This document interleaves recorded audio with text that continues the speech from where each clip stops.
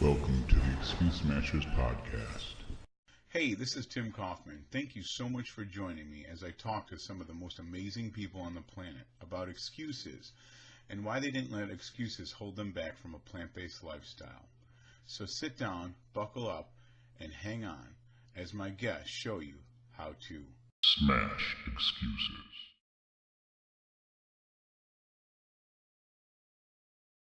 Hey, Melissa O'Grady, what a pleasure to speak with you, and thank you so much for joining us tonight. Thank you for having me.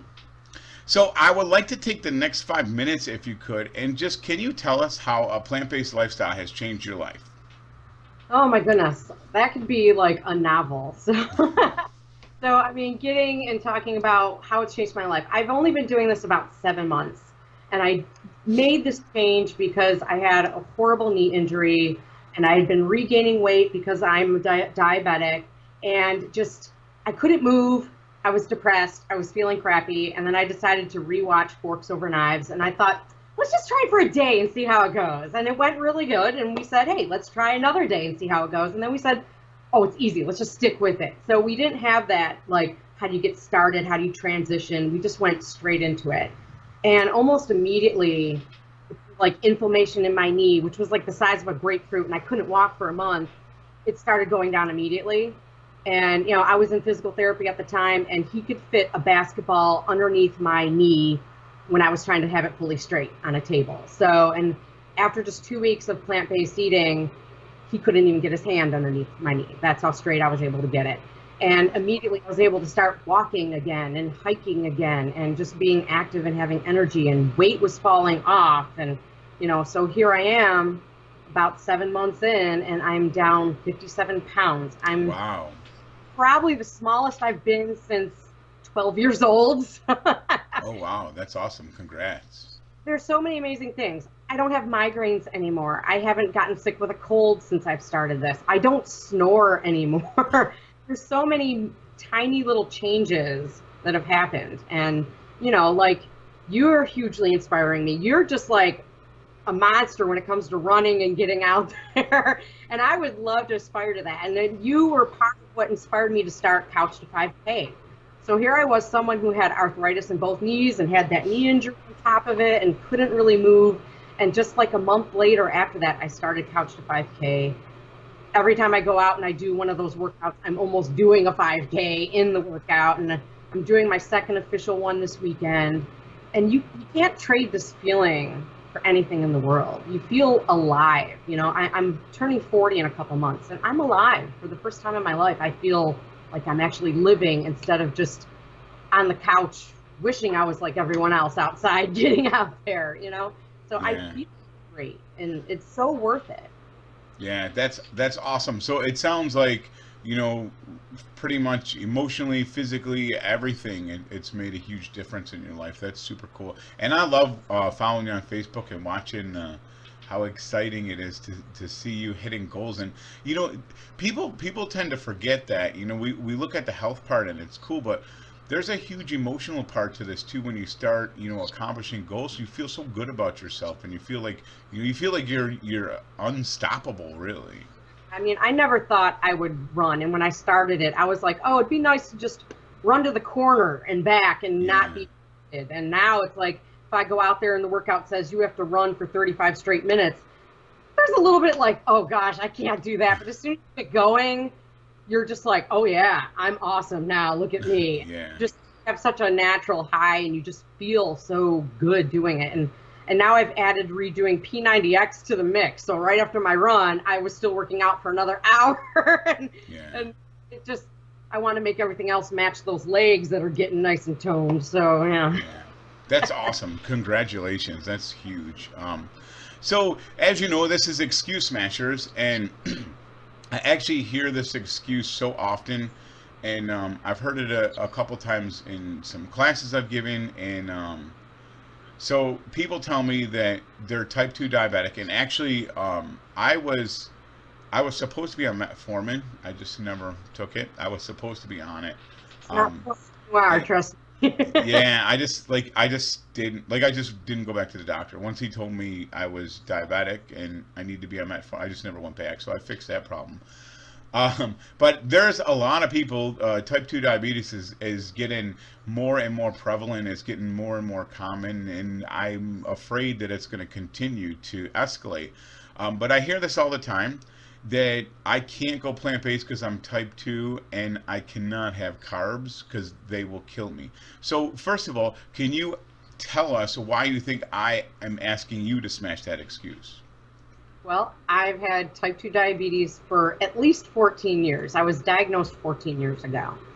And I was really diagnosed by accident. I had a miscarriage, and I decided to finally go to my doctor because I hated going to my doctor because I didn't want to hear him tell me, "You're fat, you need to lose weight." So I just didn't go.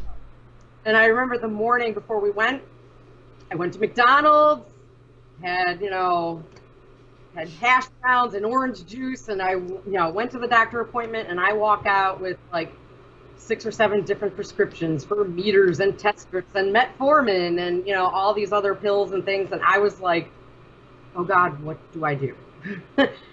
I was so confused, and Right. I didn't even really know what diabetes was. I was like, oh, I guess I can't have sugar, and it's difficult. And as a diabetic, for the last 14 years, I've been on and off pills. I've had to take as many as 6 pills a day for it. I've been on cholesterol lowering medication at the same time.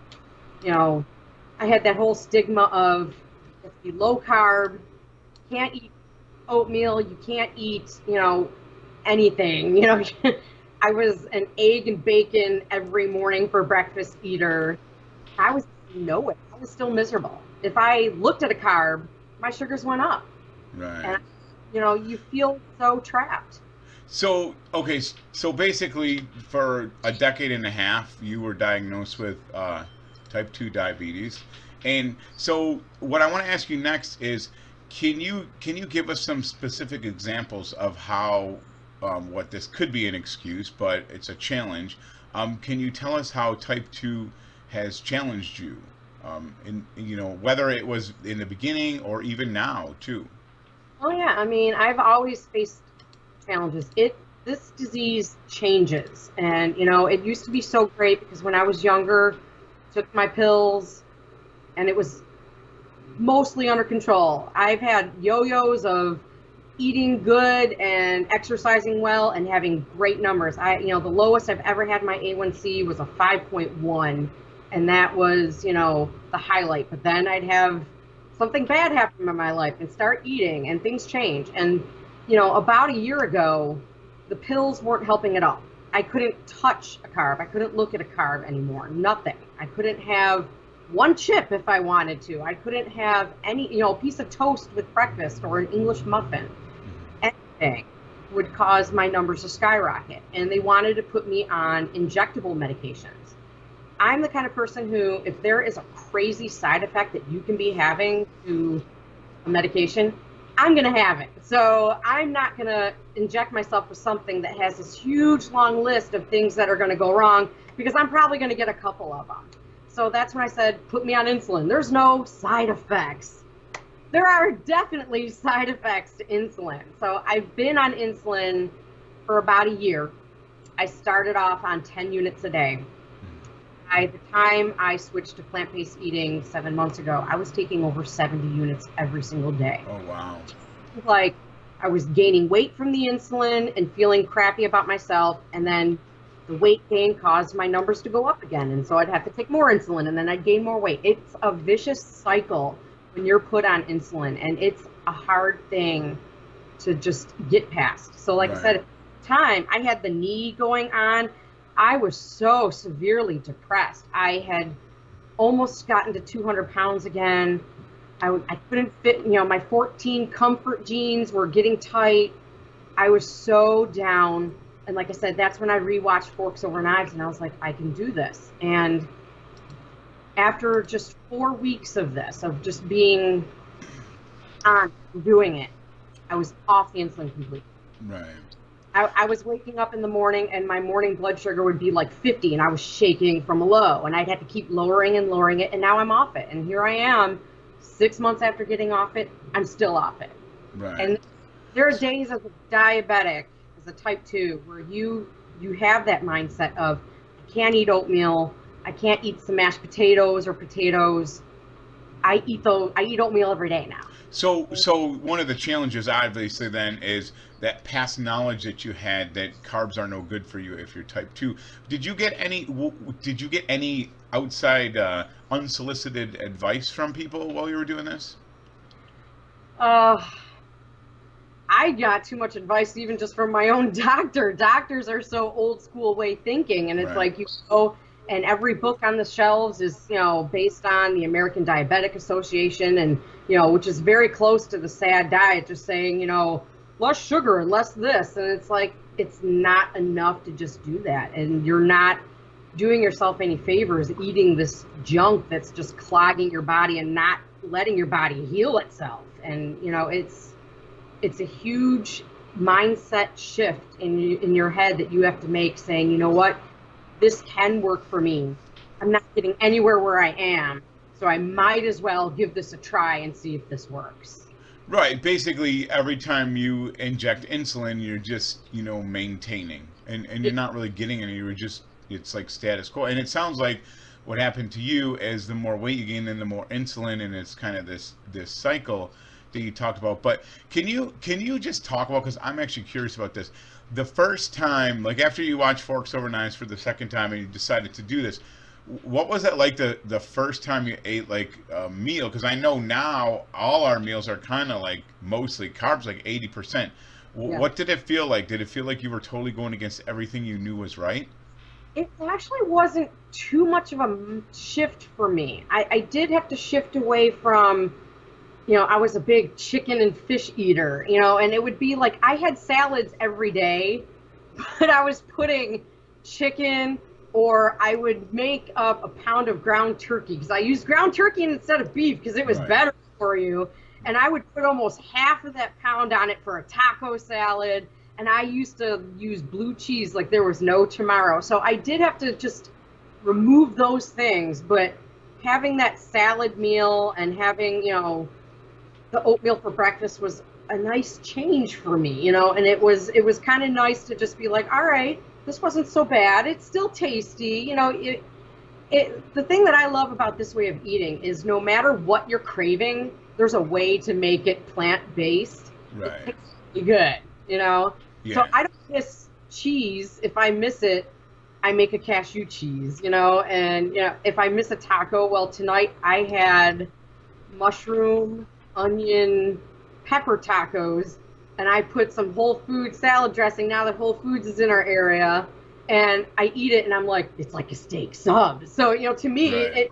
so I don't miss steak subs because I can make this mushroom taco and eat that, so it was an easy shift for me. I don't know, I see a lot of people that say it's such a hard transition, and for me, it just seemed a lot more easier because I was just so ready and so sick of feeling the way I felt.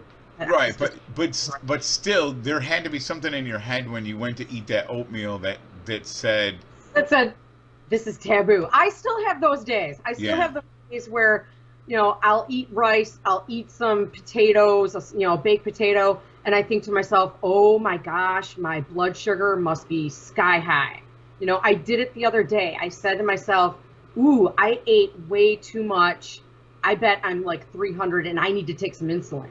And I tested and it was 128, slightly elevated for, a diabetic. You want to try to be under 120, but I was pretty damn happy with that because I was expecting 300. And I did that over the summer where I would eat something and think to myself, that was really bad. Like I ate French fries or something. And I would say to myself, I need insulin. And I would take some and I would crash. Like over 4th of July, I had some French fries and I didn't eat a hot dog. I made my own salad and had it with it, but I had those bad for you fries.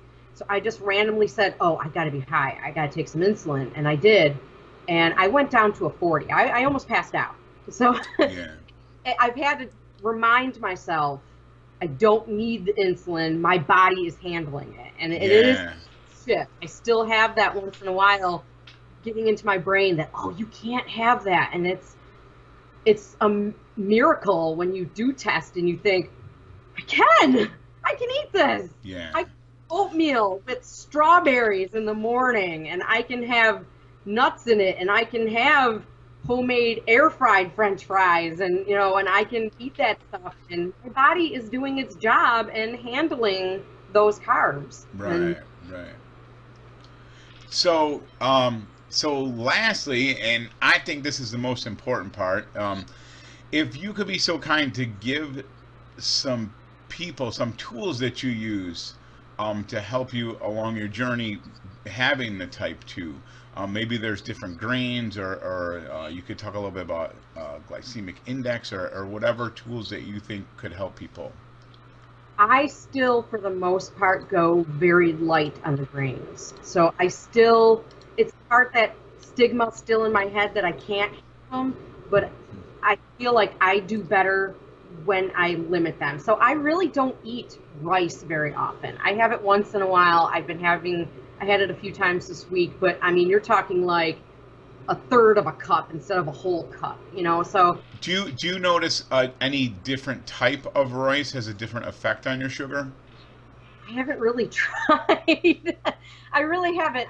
I'm so used to going low carb that for me, I'll make cauliflower rice and use that, because I think to myself, I'd rather stuff my face and feel full so I don't snack later. So I'd rather have the cauliflower rice and make a stir fry with that, and the oatmeal is like my big carb of the day. And I do tend to have a big salad where I pretty much stuff my face for lunch, and I put beans and cooked mushrooms, and I do put some seeds on it. Dinner, I'm not 100% compliant.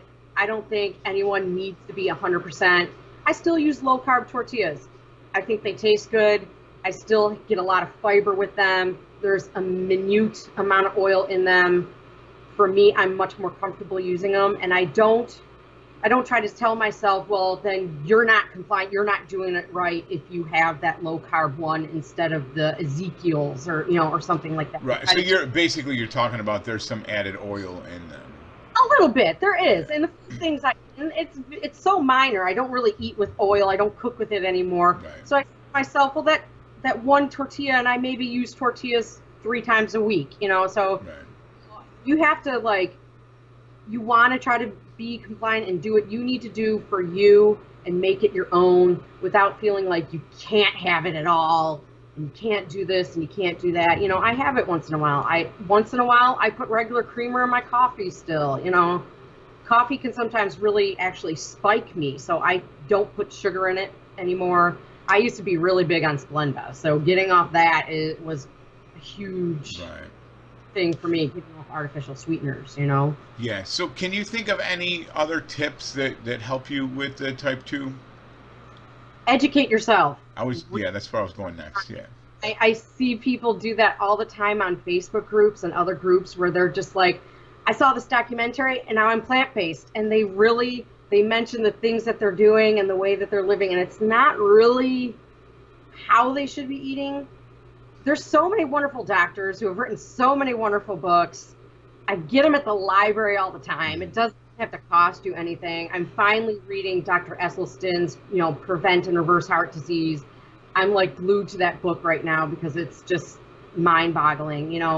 Dr. Firm, End of Diabetes. Yeah, that's huge. Amazing book. I read it at the library and immediately bought it off eBay, and it's got a lot of highlights in it. So, you gotta really just read up on it, and each doctor does have a different way of doing things, and you just kind of have to, as a diabetic, test your blood sugars often, with any kind of change. See how your body's handling it. Maybe you're Dr. McDougall and you can handle more potatoes and starches, and maybe you're like me doing Dr. Furman and mostly eating salads and greens. It's Right. about knowing what your body does with it and how you handle it, and and how you approach it. Everyone is different, and you just have to read up and educate and be willing to experiment within this lifestyle. Yeah, you kind of got to be your own guinea pig. Really, you got to be your own experiment and see what works and what spikes your sugar and what doesn't. But I've been my guinea pig for 14 years of having to test. I used to not touch a mashed potato, and it's like sometimes you want mashed potatoes with gravy, and you just gotta look, and as you lose weight and get better, the numbers get better too. So I'm really confident my diabetes will be gone. It may not be like Dr. Furman says, where some people are completely cured in a month. It's not. It hasn't been a month for me, but I don't sweat it. I know that I'm getting there, and I'm achieving so much more than I ever thought was possible. As a diabetic, you immediately assume that you're going to go blind and you're going to go on dialysis, and you just got to know that doesn't have to be your future. But I mean, the truth is that's the norm. That's really the norm. That's the progression. I have an uncle who just didn't care and would eat anything, and he was a truck driver, and he had to stop working because he would be found past sugar and high blood sugar, and now he's been in the hospital for 2 years, slowly dying from this disease and what it's done to him because he didn't take care of himself. Yeah. That's all good stuff. And I got to be honest with you, I'm a little bit biased to Furman's The End of Diabetes. I think it's an awesome book. So I'll put them in the notes. And also, have you ever seen Jane Esselstyn do her thing with the dump truck in the Type 2? I haven't. I'm going to put that in the notes. It's super good. It's super good. Because she used to be a health teacher. And so she kind of does this little analogy with a dump truck and some glasses in it. It helped me understand what Type 2, what the difference between Type 1 and Type 2 is. Just as a quick side note, I just was talking to Turner, who has Type 1, and I was actually thinking about this. Me and Heather just went for a run, and so was Josh, and he said, the movement is huge too for diabetes. And when you think of it, when you get your heart rate elevated, it's pushing more blood through, and your liver and your kidneys. Everything is working better because you're pushing more volume through it. And it gives the insulin time to work, which is a good thought too. Yeah, absolutely. I love doing the running, and I love just getting out there and active. And it's nice too, because I'll eat my oatmeal before I go for a run. I get home, I'm hungry. Well, then I have an apple. I have something, and it's, that's how I refuel after my workout. And, you don't have to go for drinks and fancy things like that and spend money on it. An apple's pretty darn cheap, Right. Well, Melissa, I know this is going to help a ton of people, and I can't thank you enough for spending some of your day with us. So I really appreciate it. Thank you so much. Thank you.